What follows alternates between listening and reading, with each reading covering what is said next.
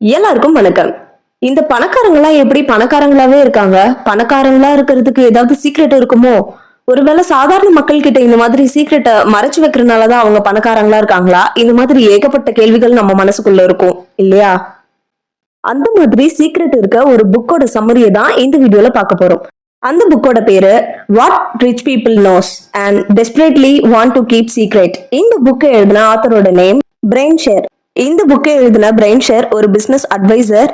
நிறைய சக்சஸ் ஆன பிசினஸும் பார்த்திருக்காரு, நிறைய தோல்வி அடைஞ்ச பிசினஸையும் பார்த்திருக்காரு. ஏகப்பட்ட பிசினஸ் மேனை பார்த்து, சக்சஸ்ஃபுல் பீப்புளை பார்த்து இவங்க எல்லாரும் எந்த மாதிரியான விஷயத்தெல்லாம் ஃபாலோ பண்றாங்கன்றத தெரிஞ்சுக்கிட்ட இவரு காமனா இவங்க எல்லாரும் ஃபாலோ பண்ணக்கூடிய முக்கியமான விஷயங்கள் என்னன்றத லிஸ்ட் போட்டு சொல்றாரு. முக்கியமான 4 விஷயம். இந்த 4 விஷயமும் ரொம்ப சுலபமா ஈஸியா இருக்கனாலேயே யாரும் இதை பெரிய விஷயமா எடுத்துக்கிறது இல்ல. பெரிய பெரிய பணக்காரங்களாம் ரொம்ப சிம்பிளான இந்த விஷயங்களை ஃபாலோ பண்ணியா இவ்வளவு பெரிய பணக்காரங்களா ஆயிருக்காங்க அப்படின்றனாலேயே சின்ன சின்ன பிசினஸ் பண்ணக்கூடிய பிசினஸ் மேன் எல்லாருமே இந்த மாதிரி விஷயத்தெல்லாம் இவங்க ஃபாலோ பண்ண மாட்டாங்க, வேற ஏதாவது சீக்ரெட்டான விஷயங்கள் நிறைய இருக்கும்னு சொல்லி இந்த சிம்பிளான விஷயங்களை ஃபாலோ பண்றத தவறிடுறாங்க. சின்ன சின்ன பிசினஸ் மேனா இருந்தாலும் சரி, சாதாரண மக்களா இருந்தாலும் சரி, நம்மள மாதிரி எல்லாரும் என்ன நினைக்கிறோம்னா சக்சஸ் ஒரு பெரிய விஷயமா பாக்குறதுனால வெற்றி அடையறதுக்கு ஃபாலோ பண்ணக்கூடிய வழிமுறைகளும் ரொம்ப கடினமானதா இருக்கும்னு நம்ம நினைக்கிறோம். இப்போதான் நீங்க முதல் முறையா நம்ம சேனலை பாக்குறீங்கன்னா சப்ஸ்கிரைப் பண்ணிக்கோங்க. லைஃப் சேஞ்சிங்க்கு தேவையான நிறைய வீடியோஸ் நம்ம சேனல்ல வந்துகிட்டே இருக்கும். இப்ப வாங்க வீடியோக்குள்ள போலாம். வெற்றி அடையறதுக்கு சுலபமான வழிய தெரிஞ்சுக்கிறதுக்கு முன்னாடி சக்சஸ் அடையறதுக்கு இருக்கிறதுலயே சுலபமான விஷயம் என்ன, சக்சஸ்க்கான பேசிக்கான அடிப்படையான விஷயங்களை தெரிஞ்சுக்கிறது, அதை தினம் தினம் பயிற்சி பண்றது. இப்போ உண்மையாவே பணக்காரன் ஆகுறது தான் உங்களுக்கு தேவை அப்படின்னா நீங்க எந்த டைரக்ஷன்ல போகணுன்றத நீங்க தான் தீர்மானிக்கணும். இந்த விஷயத்தெல்லாம் தேர்ந்தெடுக்கிறதுக்கு முன்னாடி இப்போ நீங்க எந்த இடத்துல இருக்கீங்கன்றத முதல்ல தெரிஞ்சுக்கணும். இப்போ நீங்க எந்த இடத்துல இருக்கீங்கன்றத தெரிஞ்சுக்கிட்டாதான் நீங்க எந்த இலக்கு அடையணும், அதுக்கான வழி என்னன்றது உங்களுக்கு தெரிய வரும். பிரெயின் ஷேர் இந்த புக்ல பணத்தை சம்பாதிக்கிறதுக்கான 5 விஷயங்களையும் இதுல சொல்லியிருக்காரு. அந்த 5 விஷயங்கள் என்னன்னு இப்ப பார்க்கலாம். ஃபர்ஸ்ட், பணம் சம்பாதிக்கணும்னா நீங்க சுத்தி இருக்கவங்களெல்லாம் ஏமாத்தி சீட் பண்ணி கோல்மால் வேலை பார்த்து இப்படி சம்பாதிக்கலாம். செகண்ட், ஆல்ரெடி உங்க அம்மா அப்பா உங்களுக்காக சேர்த்து வச்சிருக்க சொத்து ஏதாவது இருந்துச்சுன்னா அதை வித்தோ இல்ல அது மேல ஏதாவது இன்வெஸ்ட் பண்ணியோ இந்த மாதிரி நீங்க பணத்தை சேர்த்துக்கலாம். மூணாவது, ஆல்ரெடி உங்ககிட்ட நிறைய பணம் இருக்கு, நீங்க சம்பாதிச்சு சேர்த்து வச்சிருக்கீங்க, அந்த பணத்தை இன்வெஸ்ட் பண்ணி டபுளா ட்ரிபிளா இந்த மாதிரி உங்க பணத்தை நீங்க பெருக்கிக்கலாம். நாலாவது, கஷ்டப்பட்டு உழைச்சி சம்பாதிக்கலாம். உங்களுக்காக உழைக்கிறீங்களானா இல்ல வேற ஒரு நிறுவனத்திற்கு அவங்களுடைய தேவைகளுக்கு நீங்க உழைக்கிறது மூலமா நீங்க சம்பாதிக்கலாம். அஞ்சாவது, பிசினஸ். பணக்காரங்களாகிறதுக்கு பிசினஸ் தான் சரியான வழின்னு இந்த ஆத்தர் சொல்றாரு. ஆனா அப்படி பிசினஸ் பண்ணியுமே நிறைய பேர் ஃபெயில் ஆகுறாங்களே, நிறைய பேர் தோத்து போறாங்களே, நிறைய பேர் நிறைய லாஸ் சந்திக்கிறாங்க, அவங்க கிட்ட இருக்கிறதையும் இழந்துட்டு நடு ரோட்ல நிக்கிற நிலைமெல்லாம் வருது. இது எதனாலன்னு பார்த்தா அதுக்கும் இவர் பதில் சொல்றாரு. நிறைய பேரு பிசினஸ் பண்றதுக்கு காரணமா பணத்தை மட்டுமே ஒரே குறிக்கோளா வச்சிருக்காங்க. இல்லனா ஒரு நல்ல லைஃப் அடையணும், பணக்காரங்களா எனக்கு பிடிச்சதெல்லாம் வாங்கி வாழணும், இந்த மாதிரி மட்டும் தான் ஆசைப்படுறாங்க. ஆனா பணக்கார ஆகணும்னா உங்களை சுத்தி இருக்கவங்க அவங்க கிட்ட இருக்க எல்லா பணத்தையும் உங்ககிட்ட எடுத்துட்டு வந்து கொடுக்கணும். சும்மா கொடுப்பாங்களா?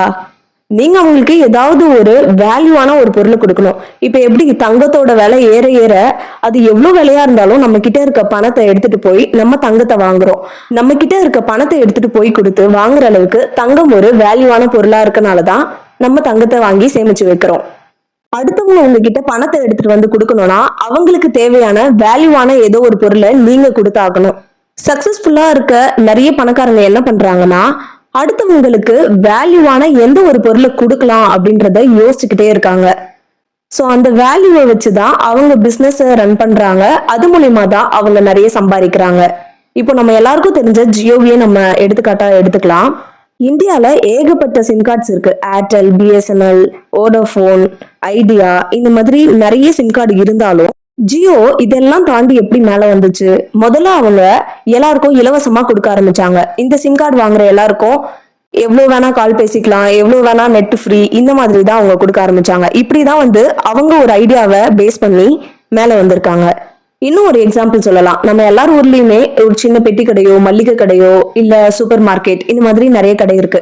இதை எப்படி அடுத்த லெவலுக்கு கொண்டு போலான்னு ஏதோ ஒரு பிசினஸ் மேன் யோசிச்சனாலதான் இன்னைக்கு ஆன்லைன் ஷாப்பிங்லாம் நிறைய வளர்ந்துருக்கு. நீங்க ஆன்லைன் மூலமா உங்க வீட்டுல இருந்தபடியே உங்களுக்கு தேவையான பொருளை நீங்க ஆர்டர் பண்ணிக்கலாம். இந்த பொருளை நாங்களே உங்களுக்கு வீட்டுக்கு எடுத்துட்டு வந்து கொடுத்துருவோம்.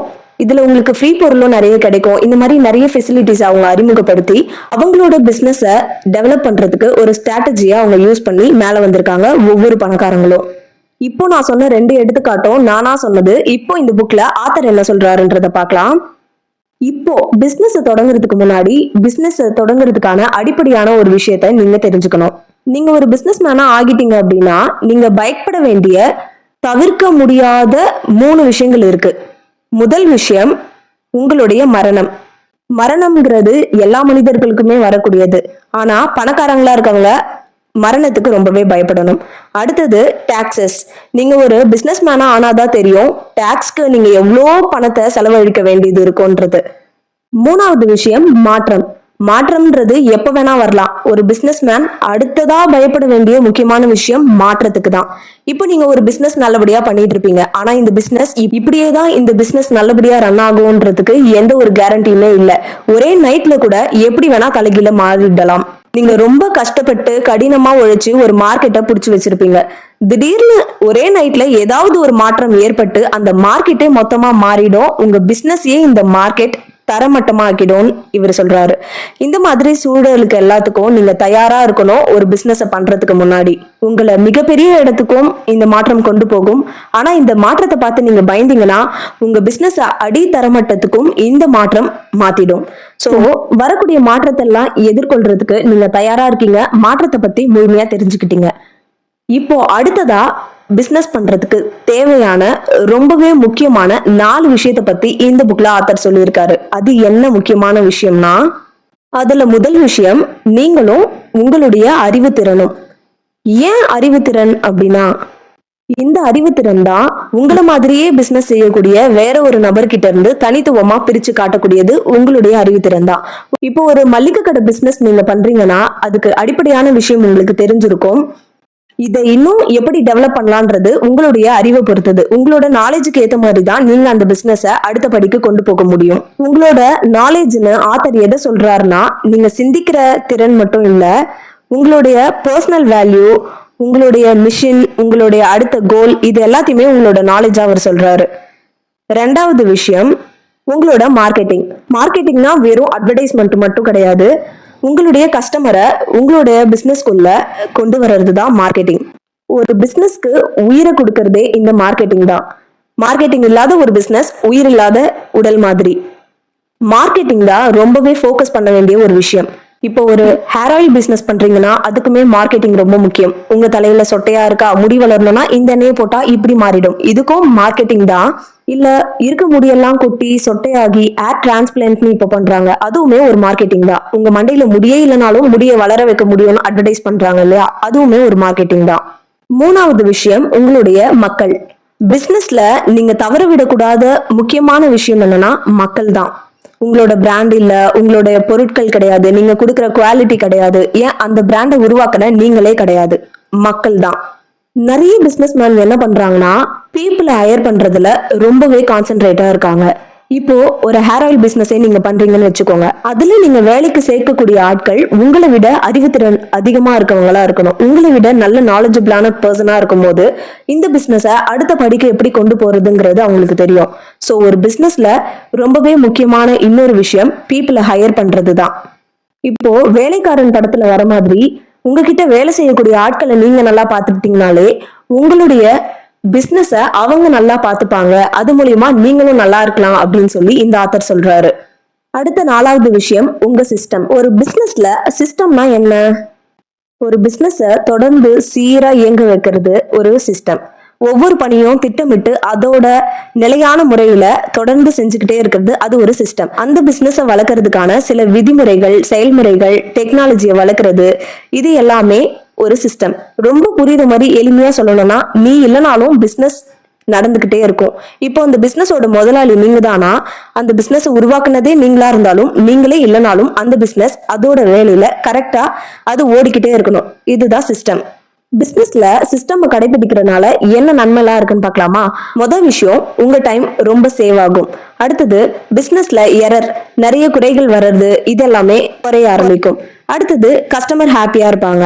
இப்போ நீங்க கொடுக்குற ஒரு வேல்யூவான பொருளை வாங்கி கஸ்டமர் ஹாப்பியா இருந்தாலே அது உங்க பிசினஸ்க்கான சக்சஸ் தான். அடுத்து நாலாவது விஷயம், நீங்க இல்லைனாலும் பிசினஸ் நடந்துகிட்டே தான் இருக்கும். அஞ்சாவது, growth அண்ட் பிரான்ச்சைஸ் மூலமா உங்களோட பிசினஸ் மேலும் மேலும் டெவலப் ஆகிட்டே இருக்கும். இதுதான் சிஸ்டம். இந்த விஷயங்களெல்லாம் தான் ஆத்தர் இந்த புக்ல சொல்லியிருக்காரு. இப்போ நம்ம பார்த்த விஷயங்களை ஷார்ட்டா பார்க்கலாமா? முதல்ல, சேஞ்சஸ்க்கு தயாரா நீங்க இருக்கணும். ரெண்டாவது, உங்களோட நாலேஜை இன்க்ரீஸ் பண்ணிட்டே இருக்கணும். மூணாவது, உங்களோட மார்க்கெட்டிங் ஸ்கில்ஸை நீங்க வளர்த்துக்கணும். மார்க்கெட்டிங் எப்பவுமே பெஸ்டா இருக்கணும். நாலாவது, உங்ககிட்ட வேலை செய்யக்கூடிய உங்களோட பீப்புளை நீங்க நல்லா பார்த்துக்கணும். அஞ்சாவது, நல்ல சிஸ்டமை உருவாக்கணும்.